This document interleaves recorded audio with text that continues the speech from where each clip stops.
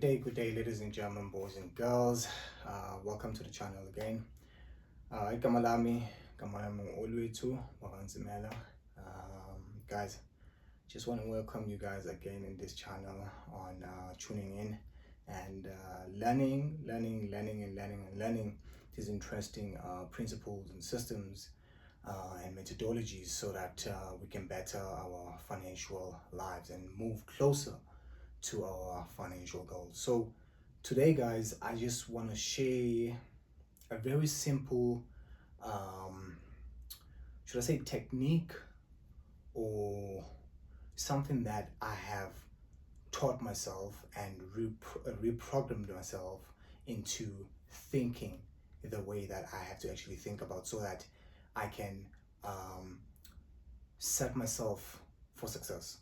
Understand? So this is a simple way, guys, of actually programming yourself to actually reach your financial goals as time goes on, especially if you have into empilweni yakho oyisebenzisayo, like ukuthi you're probably employed or maybe you're self-employed, understand, of which you changing your mindset and actually thinking like this, it actually work for you, understand, in order for you to actually become this person that you want to become, or maybe reach these financial goals on a yearly basis that you actually want to accomplish or maybe reach. Okay, so guys, on my recent videos, I shared with a history of money in Jan. Understand? So if we are funa video leyana, go to my last videos and go check that video out and learn about the history of money. It's just a short, simple way that I can actually,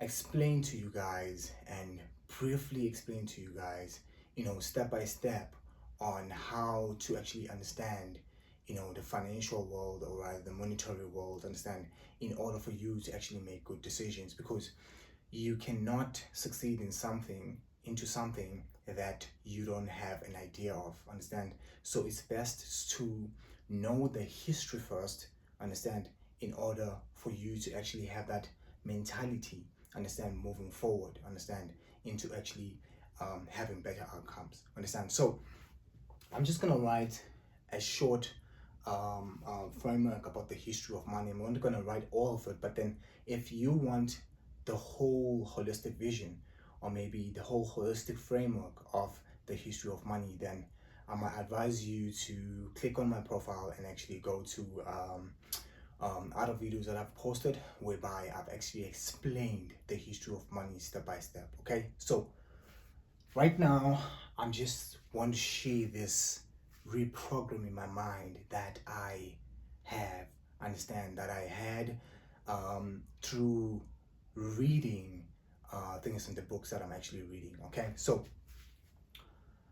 this is where we're gonna start. Okay, we said that on my last video, we see imali njani, understand, how did money start, understand, and when we said money started through the resources, understand, then I was like, in which resources did money actually start on, understand, right? So in the BC days, obviously people traded through commodities, understand, right, which those commodities were mostly natural resources, understand. So they were mostly natural resources,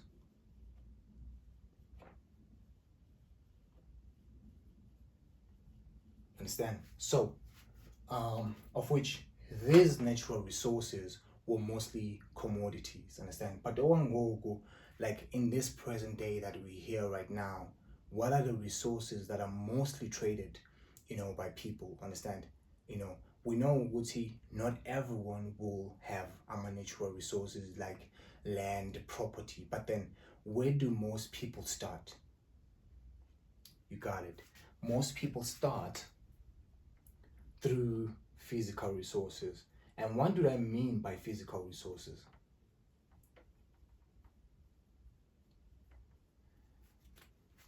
By physical resources, let me take a by my physical resources, I mean, Oguti, your skills. your knowledge, understand? Not just only limited to this, but then your experience and also your exposure as well, understand? A part of your physical resources, understand? So every single thing that you expose yourself into, understand? Every single thing that you um, experiment with, understand? Or maybe you are taught at a certain industry and then you have experience on that. That is part of your physical resources, understand? So this right here, your natural resources and your physical resources make your resources. Just like I've said, my natural resources wako can be land, it can be any type of commodity that you actually have that you can actually trade with other people, understand? But then I'm not trying to explain this framework right now in the context of money back then, understand? I'm trying to go somewhere with this so that you can understand how I have managed to reprogram myself into thinking about growth, about how to actually grow myself in this financial world. So moving forward on resources, we said on my last video, Wuti, value is derived through the resources that we actually have, understand? So after your resources, it's value, understand? Because the natural resources that you have determine the value that you can actually bring in the market, understand?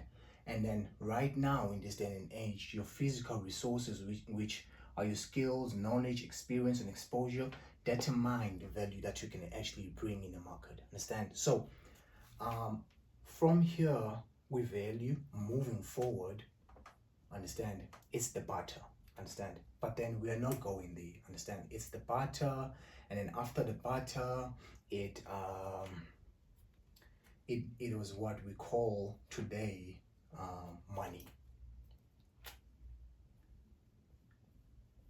You see, it was what we call today money, understand? So bear with me, I'm going somewhere with this on how I actually reprogram myself into thinking about things in financial growth, financial prosperity, understand? So in this day and age, we use our physical resources because, of course, we're young people, we are the youth. We don't have we don't have property, we don't have land, understand? We don't have all of these resources that are so valuable that we can offer the market so that we can actually make money. But what we do, we go to our colleges, we go to our technical colleges, we go to our universities, and we do what? We derive the physical resources, which are our natural resources, our natural abilities that we actually have. And those natural abilities are your skills, knowledge, experience, and exposure, understand? So we take those, understand, and try by all means to create any imali, understand? So then this thing goes to Imanje, to what I want to actually share with you guys. What I've learned in this book, which Robert Kiyosaki Utena on another chapter here, Utena, mind your own business, understand? Right? Utena, mind your own business, understand? Azange Ati in this chapter, in another chapter here, for those who have read this, they probably are familiar with what I'm actually saying, understand? And I do recommend you guys to actually read this book. Uti, mind your own business, understand? Right? Azange Ati, leave your employment, leave your self-employment, wherever you're a contractor, you're a freelancer, and actually go start a business, understand? And probably have like a 50-50 chance of the business succeeding or maybe failing, understand? So utena, mind your own business. I want to explain this in simple terms. Uti must mind your own business, isn't it? When we are employed, or maybe you are self-employed, you're running your own establishment, or maybe you're working for a company through a contract, or maybe you're working for yourself as a freelancer, understand? So this is what happens. You get imali, understand, which most of you guys know this as remuneration, or compensation, right? Compensation, guys. If my spelling is wrong, yeah, please. But anyway, we move on. So we get this when we work, and it's, understand, through the exchange of our physical resources. We get a remuneration or a compensation, understand, right? And when we get this, that's the thing that most people actually get wrong, understand. I'm going to that point. You would mind your own business, understand. This, in my own terms, I call this the principal amount, understand. So I call this the principal amount.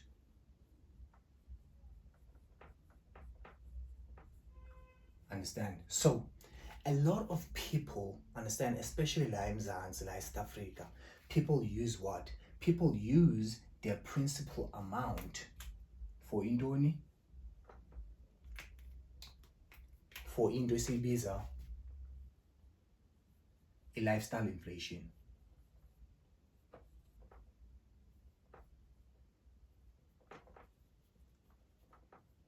Understand? So people use the principal amount for indoni, into esiyibiza for lifestyle inflation. That's where you go wrong. Understand? Your principal amount is meant for you to use to get assets, things that are called assets. Understand? It doesn't mean ukuthi hamba uyothenga ntoni land or a property. Understand? We know ukuthi some of us, understand, we cannot probably afford that for now, understand. So you buy medium or short-term assets, understand, that you can actually own and actually hire or rent, understand. So this is where you actually use the principal amount, you understand. So when you take the principal amount, you save it, or maybe you invest it in these assets that are income generating, understand. And then what happens after that, understand, when you do that, you get a sort of like an income stream, understand. So what are those income things? So when this happens, let's say you took your principal amount, understand, and you're like, okay, you know what, let me not take this principal amount and actually try to fund my lifestyle. Because when you're doing that, guys, you are actually doing this, understand. You are funding your lifestyle through the effort, understand. So ufund lifestyle yakho through indoni, the effort, understand, which that's a wrong thing to do. Hear me out.